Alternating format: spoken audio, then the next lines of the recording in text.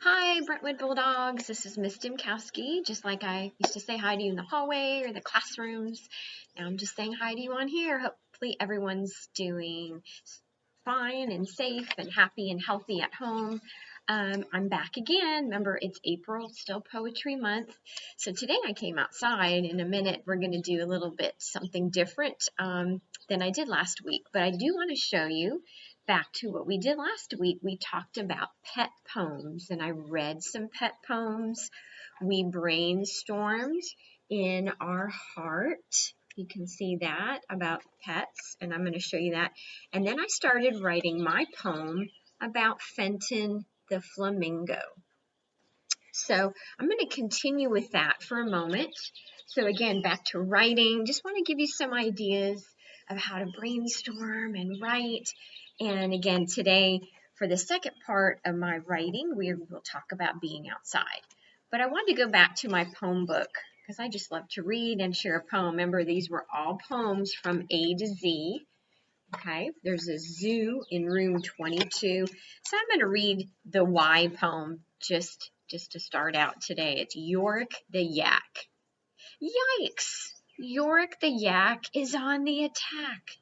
He's covering us with kisses. Yuck! The kiss of a yak is a huge gooey smack. So we're very relieved when he misses. So he's on the playground and he's giving them really wet kisses. He's a yak. So he's got a friend riding on him. So that was the poem for Y. Just wanted to share one more of those from my zoo poems. So remember last week we brainstormed. I drew a heart. There's lots of different heart maps you can use. So I filled all of mine out, and I'll read some of them. I don't know if you can see them all. A to Z animals. And you see I circled flamingo. I actually circled it in pink too, to show that I've used that idea already. So we can keep going back to this. I have 25 more animals. I could write a lot of poems, or maybe I wanted to write a story. I could write lots of things. So I filled out all the animals, A to Z. So say I won't do all of them. For M, I did meerkat. Sounds like Miss McMahon's class. That's what made me think of.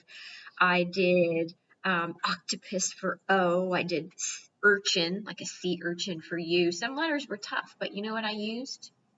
I had to use my resources. Since we're using a lot of technology, I had to look up for a few letters because it just, like Q, I just couldn't think. And I'm like, oh yeah, a quail is a type of bird. And then there was some more, V was tough. Then I was like, oh yeah, we see vultures flying in the sky, vulture. So it just took some time. Some letters were easier. Y was hard, but then I found, I just Googled animals that start with Y, and it said yellow mongoose. So I know there's a mongoose, but there's a yellow mongoose.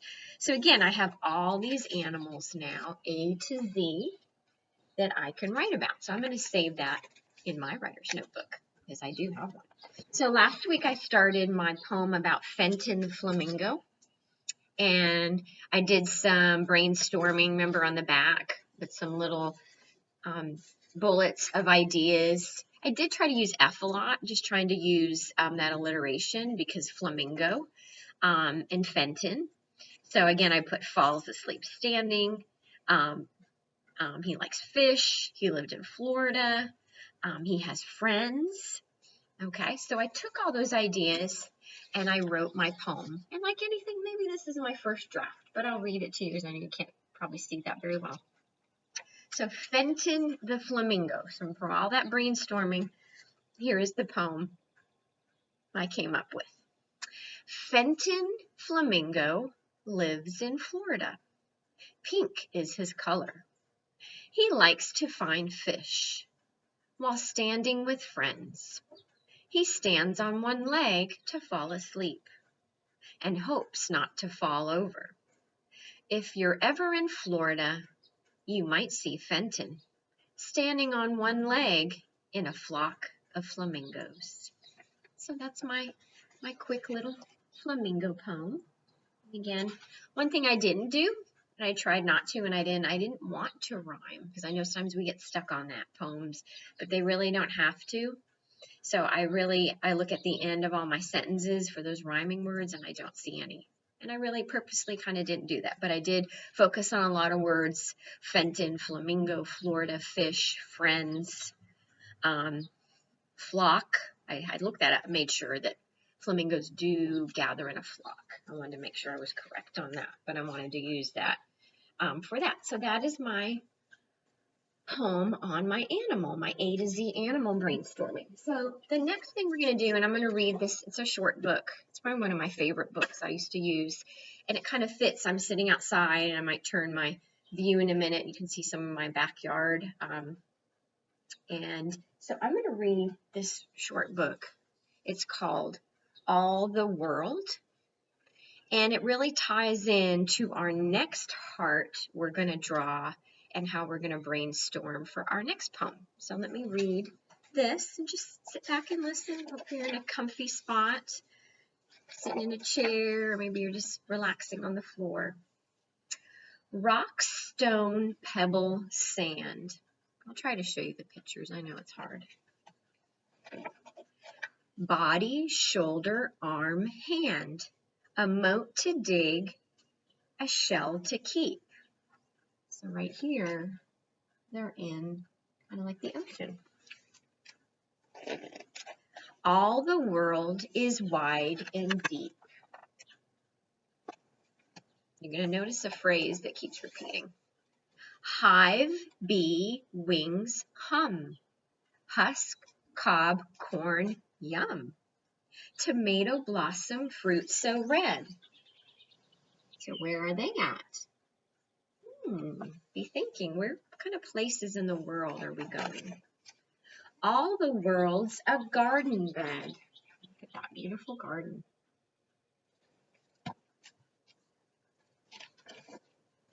Tree, trunk, branch, crown. Climbing up and sitting down. Morning sun becomes noon blue. So where are they headed to? All the world is old and new. Look at that amazing tree, which is pretty old. It's a big tree. Road, street, track, path, ship, boat, wooden raft. Nest, bird, feather, fly. All the world has got its sky. So what phrase do we keep repeating? All the world, right? Over and over. Slip, trip, stumble, fall. Tip the bucket, spill it all. Better luck another day. All the world goes round this way. A storm came, it's raining. Table, bowl, cup, spoon. Where are we at now? Hungry tummy, supper soon. Butter, flour, big black pot.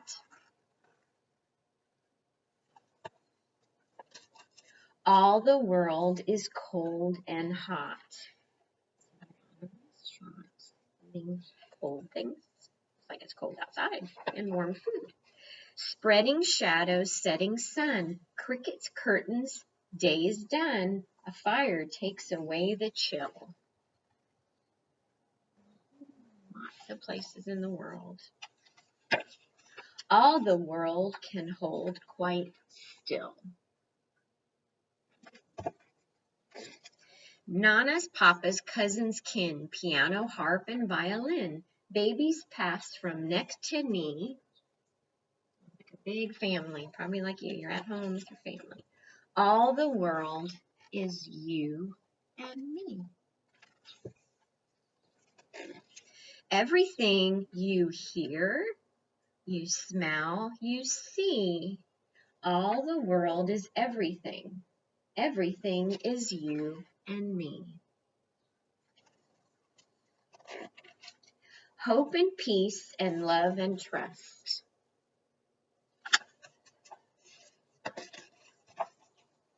Turn the page. It's stuck. All the world is all of us. Here we are. It is. It's all of us. So, you notice it just took us to different places, different things going on, different things we saw. Did you notice that last page? Everything you hear, smell, and see. So who can guess when we're talking about what we hear, what we smell, what we see? We also can add what we touch and what we taste. What are those 5 things called? I know you've learned those right from kindergarten all the way up to 5th grade, pre-K too. Everybody's learned about these 5 senses, right? Our 5 senses. So take a look at my first draft. This is my heart. Again, I'm just drawing it. But I wrote in each corner. I wrote see. I wrote touch. I drew best I can. It's always the best. Just sketch it best. My little eyeball. See, touch, taste, smell, and hear. So, that one's like my belly grumbling and the little M's going, I don't know if you can see that. So, like in this book, we have to look around our world sometimes, and maybe you're just going to sit in your house. Maybe you're going to go outside like I am, and I'm just for today going to brainstorm for the time we have, and then we'll come back with you next week. So I'm going to talk about what I see right now. I don't know if I can turn this, and you can see in my backyard. What do you see? I see trees. Nobody behind me. Thankfully, there's no house behind us. There's lots more trees back there. Plants. We see the fence. If you could see in the trees, you can see there's lots of birds. So I'm going to definitely put I see trees.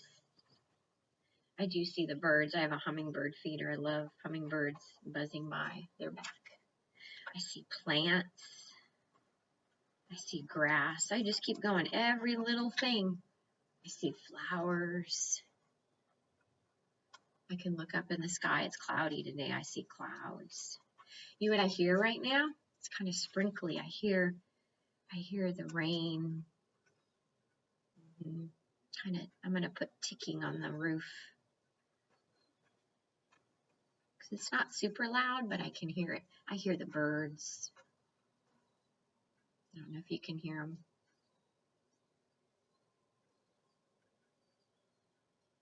I stopped talking to see if you can hear them. Now touch. Maybe I could walk over and I'm going to touch the leaves.